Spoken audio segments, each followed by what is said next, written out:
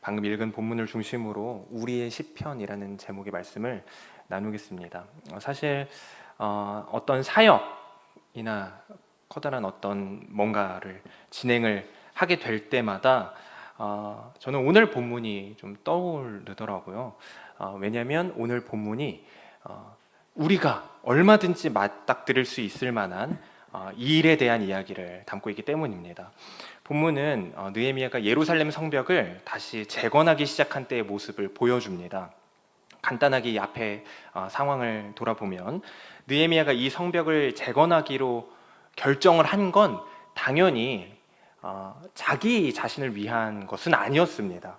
누가 봐도 그렇죠. 왜냐하면 느헤미야는 당시에 바사 제국에서 왕의 수를 맡은 관원장이었거든요. 고위 관료였습니다. 상식적으로 늘 암살 위협에 왕이 놓여 있잖아요. 물론 누구나 공격하고 싶어하는 대상이죠. 그 왕의 자리를 찬탈하고 싶어하고, 그래서 독살, 어떤 이런 것들에 항상 노출되어 있을 수밖에 없는 것이 바로 제국의 왕입니다. 그런데 그런 제국의 왕이 자신이 먹고 마실 것을 당연히 아무에게나 맡길 수는 없었을 거예요. 그만큼 느헤미야가 왕의 수를 맡았다는 건 그만큼 왕의 절대적인 신임을 받고 있었다라는 것을 보여줍니다. 그런데 어느 날 이 느헤미야가 예루살렘 소식을 듣습니다. 여전히 성벽이 허물어져 있고 이스라엘 백성들이 큰 어려움에 처해 있다는 소식을 듣는 거죠. 그리고 그 이야기는 느헤미야에게 그렇구나, 참 안타깝고 속상하다 정도의 그런 정도의 감정이 아니라 일종의 사명이요 부르심으로 들렸습니다. 그렇게 왕에게 신뢰를 받던 느헤미야는 자신의 안정적이고 보장된 상황을 다 제쳐두고 온갖 위협이 도사리는 예루살렘으로 향한 겁니다. 근데 간다고 해서 다 해결되는 건 아니죠. 결단하고 마음을 먹고 용기를 내고 그렇게 해서 뭔가를 진행하려고 한다고 해도 일이 이루어지는 게 아닙니다. 일단은 무너진 사람들의 마음을 다 모아야죠. 그냥 사람들의 마음을 모으는 것도 힘든데 이미 막 무너져 있는 그 마음들을 모아야 하는 게 얼마나 힘들었겠어요. 그리고 계획을 짜고 자재를 공수하고 여러 가지를 준비하고 생각해야 했던 것들이 한둘이 아니었을 겁니다. 우리 역시 여름 사역을 준비하고 있습니다. 이미 진행하고 있다고 봐야겠죠. 어쩌면 우리가 본문의 이스라엘 백성들이나 느헤미야와 비슷한 상황일 수 있습니다. 우리가 각자 시간과 물질이 넉넉하거나 여유가 있어서 사역을 감당하는 게 아니잖아요. 고개를 조금만 돌려보면 그렇지 않아도 이미 삶의 무게에 짓눌려서 마음이 무너져 있는 분들도 분명히 있습니다. 내가 왜 그렇게까지 해야 하지? 지금 하루하루 버티고 사는 것도 힘들어 죽겠는데 헌신하라는 자리도 많고 막 하라는 일도 많은 것 같고 내 얼마 안 되는 이 쉴 시간까지도 희생하고 막 이렇게 해야 되나? 라고 생각하는 분들도 혹 계실지도 모르죠. 물론 그런 치열한 고민들 끝에 우리는 지금껏 그래 왔듯이 결국 성도의 고백을 하게 될 겁니다. 이번 여름 사역에 기꺼이 동참하기로 하겠죠. 지금껏 걸어오셨듯이 진짜 멋진 게 뭔지, 영광스러운 길이 무엇인지를 다시금 고백하게 될 거라고 생각해요. 그런데 오늘 본문은 우리가 이를 이렇게 다물고 깨물고 다짐한 어떤 고백과 결단들을 한순간에 무너뜨릴 만한 현실의 벽을 보여줍니다. 바로 조롱, 그리고 멸시, 반대와 위협 같은 것들입니다. 본문 3절을 보면 이렇게 되어 있습니다. 우리가 3절을 이게 나쁜 말이긴 한데 다 같이 한번 읽어볼까요? 3절입니다. 시작. 3절. 네, 3절이요. 본문 3절이요. 네, 제가 읽을게요. 암몬 사람 도비아는, 좋은 말이 아니니까 제가 읽을게요. 네. 암몬 사람 도비아는 곁에 있다가 이르되 그들이 건축하는 돌 성벽은 여우가 올라가도 곧 무너지리라 하더라. 이렇게 되어 있죠. 도비아라는 사람은 이 산발랏이라는 사람의 측근이었는데 이스라엘 사람들이 그렇게 힘들게 마음을 모으고 자재를 막 이렇게 해가지고 계획을 짜서 성벽을 막 쌓기 시작할 때 그 모습을 보면서 야, 그거 가벼운 여우 한 마리만 올라가도 무너져 버릴 거 뭐하러 쌓고 앉아있냐, 뭐 하는 거냐, 이렇게 조롱을 합니다. 도대체 뭐하러 그렇게 헛소고를 하느냐면서 깎아내리는 거죠. 이들은 조롱할 뿐 아니라 정확하게 어떻게 되어 있냐면 분노하기까지 했습니다. 1, 2절을 같이 다시 볼까요? 이렇게 되어 있어요. 1절을 보면 산발랏이 우리가 성을 건축한 다음을 듣고 크게 분노했다 이렇게 되어 있죠. 그리고 유다 사람들을 비웃었다 이렇게 되어 있고요. 2절을 보면 자기 형제들과 사마리아 군대 앞에서 일러 말하되 이 미약한 유다 사람들이 하는 일이 무엇인가? 스스로 견고하게 하려는가? 뭐 저거 한다고 제사를 다시 드릴 수 있겠니? 뭐 하루 안에 그 일을 마치려고 하는가? 어느 세월에 저거 하고 있어. 저거 한다고 해도 불탄 돌을 흙무더기에 다시 일으켜봤자 뭐 될 건데, 이런 식으로 말하고 있는 거예요. 사람들을 모아놓고 산발랏이 도비아랑 비웃는 것을 넘어서 사마리아 군대 앞에서 이렇게 되어 있는데, 2절을 보면 이런 표현에서 알 수 있듯이 어떤 무력 행사까지 염두에 둔 분노였습니다. 왜 이렇게까지 한 걸까요? 물론 요거는 우리 입장에선 이해가 잘 안 되지만 사실 산발랏의 입장에서 보면 이게 자기한테 위협이 될 만한 일로 여겨졌거든요. 자기한테 손해를 끼칠 만한 일처럼 느껴진 겁니다. 당시 사마리아 총독 노릇을 하던 산발랏은 유다 지역까지 어떤 실질적인 영향력을 행사하고 있었어요. 왜냐면 예루살렘이 이미 다 황폐해져 있기 때문에 거기까지 그냥 자기가 다 이렇게 싸잡아서 통치를 하고 있었던 거죠. 영향력을 끼치면서. 근데 예루살렘이 느헤미야를 중심으로 다시 회복이 되면 자신의 어떤 권력이나 입지가 줄어들 게 분명했습니다. 자기가 느끼기에. 그래서 무력 행사까지 이제 염두에 두고 있었다는 거죠. 이게 사실은 세상의 반응을 정확하게 보여주는 건데요. 우리가 어떤 전도라는 걸 할 때 생생 프로젝트 같은 걸 막 하고 있는데 사실 반응들이 다 다를 거예요. 누구냐에 따라, 대상이 누구냐에 따라. 어떤 사람들은 그래요, 한번 가볼게요 이렇게 하는 경우도 있을 거고, 관계에 따라서 그렇겠죠. 근데 어떤 사람들은 극도로 싫어하는 분들도 있을 겁니다. 사실 제가 그런 경험이 있었거든요.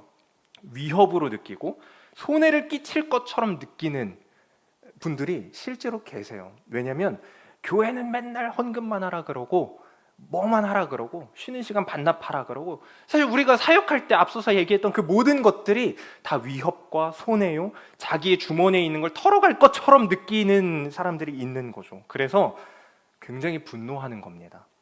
이게 사람에 따라 다르다는 말을 했지만 어쩌면 같이 마음을 모은다고 생각하고 있는 우리 안에도 이런 마음이 있을지도 모른다는 생각이 들어요. 내가 이 정도까지, 이 선까지는 괜찮은데 이걸 넘어가면 위협이 되는데, 손해가 되는데, 안 되겠는데? 이런 생각까지 번지기 시작하는 거죠.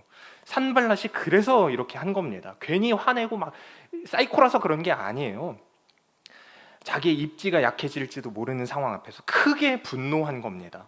느헤미야가 오기 전에 사실 사람들은 산발랏이 이럴 걸 어느 정도는 알고 있었어요. 그래서 여전히 성벽이 무너져 있었는데도 아무 일도 하지 못하고 가만히 널브러져 있었습니다.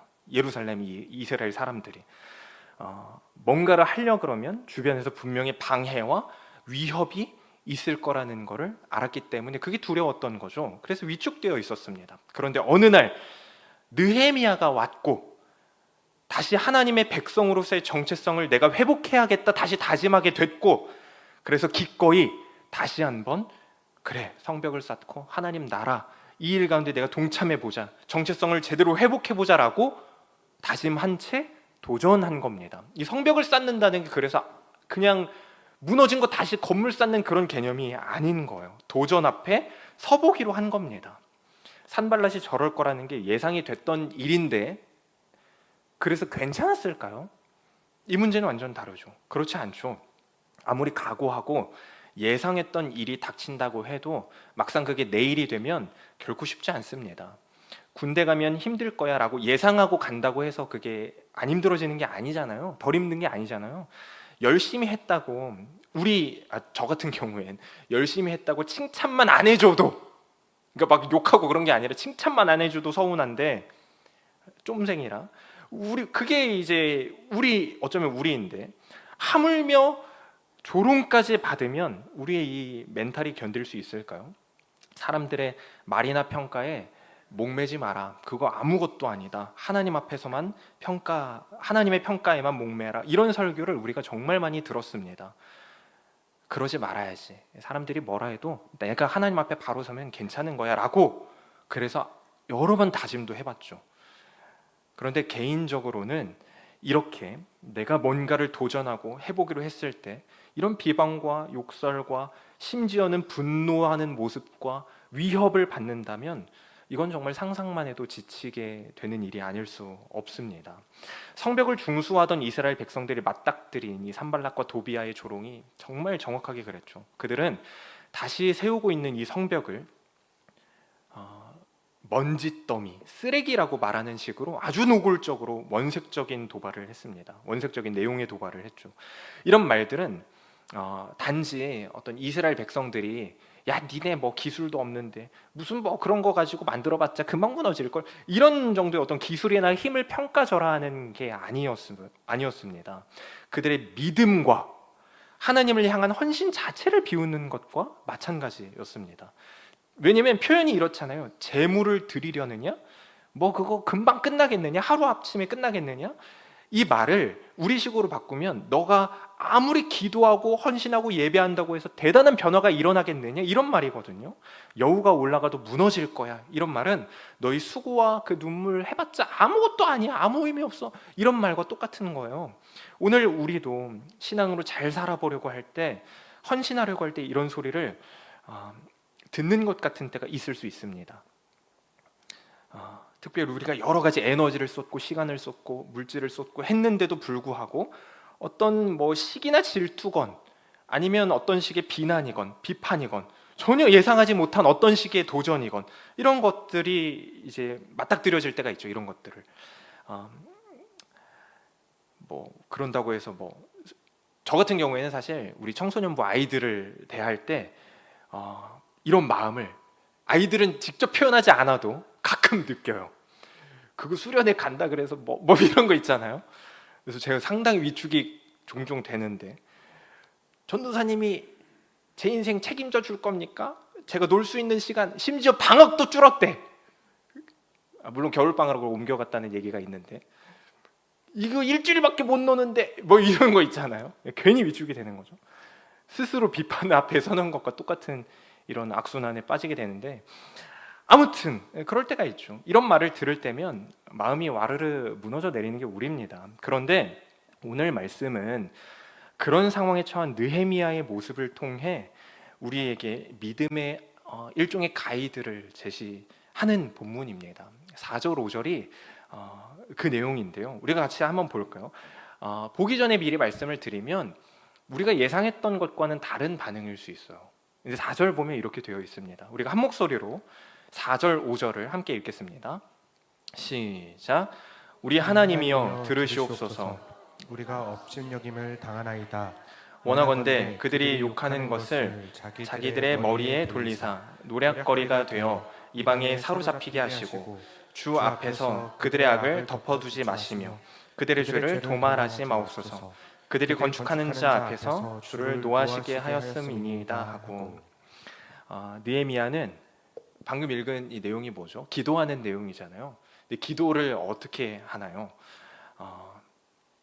내용을 살펴보기 앞서 일단 한 가지 확실한 건 이겁니다. 느헤미야는 산발락과 도비아의 조롱에 한마디도 사람의 말로 받아치지 않았다는 거예요. 다만 하나님께 기도했습니다. 그런데 그 기도의 내용을 보면 용서, 사랑, 어떤 평온에 대한 이야기가 아니잖아요. 저주, 욕, 분노가 담긴 내용이었습니다. 4절 이렇게 되어 있잖아요. 우리가 업신여김을 당합니다. 그러면 우리를 불쌍히 여겨주옵소서. 이렇게 할 법한데 그들이 욕하는 것을 자기의 머리에 돌리사 저들이 노략거리가 되게 하시고 이방에 사로잡혀 가게 해주세요. 주 앞에서 그들의 악을 덮어주지 마시고 죄를 용서하지 마시고 주의 노가 다 임하게 해주옵소서. 이런 기도 아닙니까? 이 말을 풀면 그들이 우리에게 한 욕을 다 그들에게 돌아가게 해주세요. 이런 말인데, 하나님의 사람이라는 이 느헤미야가 어떻게 이런 기도를 할 수 있었을까요? 왜 저러지? 이런 마음이 드십니까? 결론부터 말씀드리면 느헤미야의 이 기도는 어떤 단순히 마음이 상하고 감정이 상하고 자존심이 상해서 쏟아내는 화풀이가 아닙니다. 기도의 본질은 하나님과의 대화라는 걸 우리가 잘 알고 있죠. 왕이신 하나님과 아버지이신 하나님과 자녀인 우리의 대화, 개인에 대한 모욕을 넘어서 하나님 나라의 백성이, 더 나아가서 그들을 부르시고 이끄시는 하나님이 조롱받는 상황이었기 때문에 거기에 대해 느헤미야가 분노하고 있는 겁니다. 사실 시편을 보면 이런 기도가 정말 많이 나옵니다. 억울함과 복수심이 가득해 보이는 저주의 기도들이 나와요. 69편, 대표적인 게 이제 83편, 109편 이런 것들인데 몇 가지만 살펴보면 시편 69편 23절을 보면 이렇게 되어 있어요. 그들의 눈이 어두워 보지 못하게 하심. 이게 악인이 하는 기도가 아니라 의인이 하나님께 드리는 기도입니다. 그들의 눈을 멀게 해주시고 허리가 떨리게 하시고 주의 분노를 부어주시고 맹렬한 노가 그들에게 향하게 하시고 거처가 집이 다 황폐해지게 가난하게 망하게 해주시고 그들의 장막에 사는 자가 없게 하여 주옵소서. 계속 볼까요? 그들의 죄악을 더하시고, 그러니까 돌이키게 해주세요, 용서해 주세요가 아니라 죄악을 더하고 공의에 들어오지 못하게 하시고 생명책에서 지우시고 의인들과 함께 기록되지 말게 하옵소서. 109편을 볼까요? 이렇게 되어 있어요. 굉장히 노골적으로 말합니다. 그들이 빨리 죽게 하시고, 그 말 아닙니까 저게? 그들의 직분을 타인이 빼앗게 하시고, 그 다음은 쉽게 읽지도 못하겠어요. 고아가, 그들의 자녀가 고아가 되게 하시고 과부가 되게 하시고, 죽이라는 말 아닙니까? 그의 자녀들은 유리하며 구걸하게 하시고, 더 읽지도 못하겠어요. 근데 계속 나와요. 계속 고리대금하는 자에게 먹이게 되게 하시고 다 뺏기게 하시고 자손이 끊어지게 하시고 이름을 지어지게 하옵소서. 이런 기도는 듣기 불편할 수 있습니다. 복수심이 가득해 보입니다. 그런데 이게 성경에 담겨 있잖아요. 성경은 하나님의 말씀으로 우리에게 주어진 것인데, 특히 시편은 사람이 하나님의 말씀으로 이렇게 하신 게 아니라 사람이 하나님께 올려드리는 찬양과 기도의 내용으로 구성된 게 시편이죠. 그 기도와 찬양이 사실 하나님이 누구신지를 가르쳐 주기 때문에 성경으로 우리에게 주어진 것입니다. 여기엔 의미가 있습니다. 바로 이 시편의 기도의 핵심인 하나님과 백성과 하나님의 관계, 아버지 되신 하나님과 자녀의 관계를 분명하게 보여주기 때문입니다. 그렇게 볼 때, 그래서 이 기도는 자기의 실력, 자기가 직접 할 수 있는 어떤 복수 같은 그 실력들을 내려놓고, 어떠함을 내려놓고 모든 것을 하나님께 토로하고 모든 것을 하나님께 맡기겠다는 일종의 신자의 고백과도 같은 것이라고 할 수 있는 겁니다. 동시에 아빠에게 도와달라고 외치는 자녀로서의 모습을 보여준다고 할 수 있죠. 하나님은 이런 기도를 들으시고 어떻게 답변하셨을까요? 어떻게 말씀하실까요? 넌 용서할 줄도 모르냐? 이렇게 하셨을까요? 그렇게 다그치지 않으십니다. 아버지는 억울해서 울고 있는 아이를 먼저 안아주시죠. 우리가 더 성숙해지는 것은 그 안아주심을 경험할 때에만 비로소 가능한 것들입니다.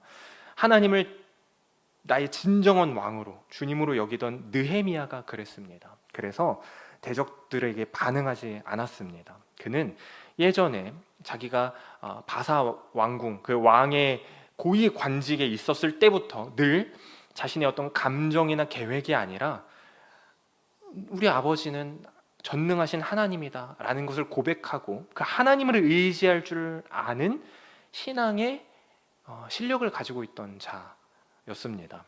물론 반응하지 않았다고 해서 조롱을 가슴에 담고 무시하거나 침묵한 것도 아닙니다. 그 마음을, 그 감정을 가지고 하나님께 나아갔죠. 하나님이 자기보다 크시다는 것을 알았기 때문이죠. 또 하나님이 그 고통의 소리를 들으실 것도 알았기 때문에 그렇게 했습니다.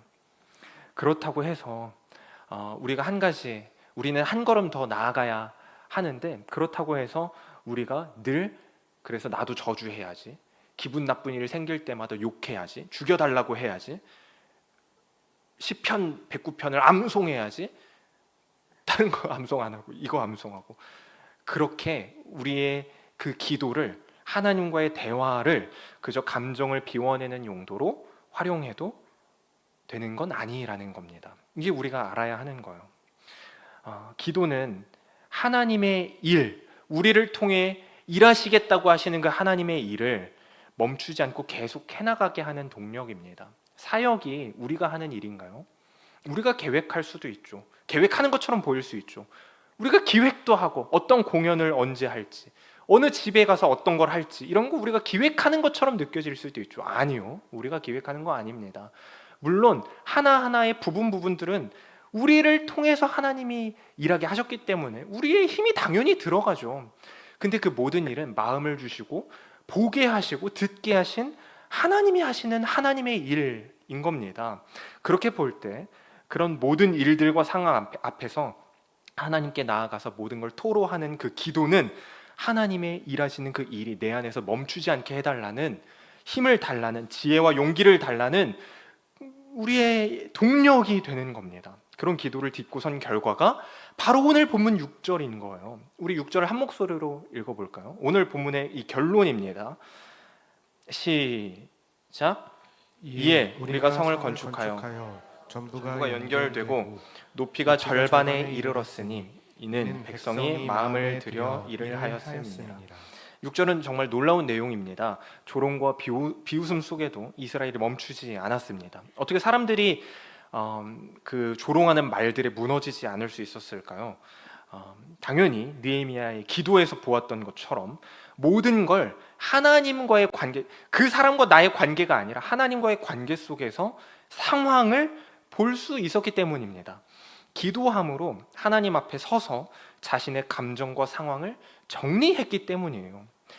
이처럼 기도는 우리 마음이 무너지지 않게 붙들어주는 은혜의 통로이고 은혜의 작업입니다. 이것이 우리가 하나님 앞에서 쓰는 이 기도의 제목들과 내용들이 하나님 앞에서 쓰는 오늘 본문의 이 제목이기도 한데요. 말씀에 우리의 시편이 되는 겁니다. 말씀을 정리하겠습니다. 하나님의 일을 하려고 할 때는, 아니 우리가 성도로 살아내려고 할 때는 반드시 조롱이 따릅니다. 여기서 반드시라는 말을 붙인 이유가 있는데, 세상은 죄 가운데 있는 그 모든 세상은 우리의 믿음의 선택, 작은 순종들을 손해로 느끼고 위협으로 느끼고, 하나님, 예수님 그런 모든 말들조차도 다 어떤 왜곡과 변질, 자기들의 어떤 자기 기준 때문인데요. 결국에는 자기 기준에 맞춰서 생각하다 보니까 다 뭔가를 이용하기 위한 어떤 것 아닌가 이렇게 여겨버리기 때문이에요. 그러다 보니까 다 비웃는 거죠. 자기 생각과 판단과 기준에는 그거 아니거든요. 그거 한다고 뭐 바뀌냐, 뭐 되냐 이렇게 말할 만한 것들이거든요. 그래서 하나님의 그 전능하심과 무한하심 이런 것들을 모르는 세상은 반드시 조롱하게 되어 있습니다. 그래서 반드시라는 표현을 하는 건데요. 우리가 당장 계속해서 말씀드리듯이 어떤 사역을 감당할 때에도 그럴 거예요.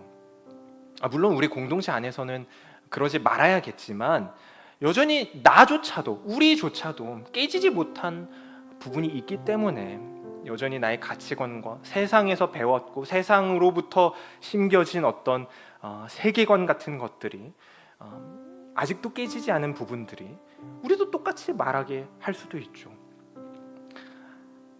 나의 시간과 물질을 드리면서도 때로는 알아주는 이가 하나도 없고 생각지 못한 어떤 오해가 발생할 때나 마음 상하게 하는 말들을 들을 수도 있을 겁니다. 그런 것들 때문에, 그런 이유 때문에 세상은 혹 내 안에 어떤 연약함, 끝없이 그거를 공략하면서 그거 한다고 뭐 달라지냐라고 속삭일지도 모릅니다. 그러나 기억하시기 바랍니다. 사람의 말보다, 내 감정보다 우리 아버지 되신 하나님이 훨씬 더 크십니다.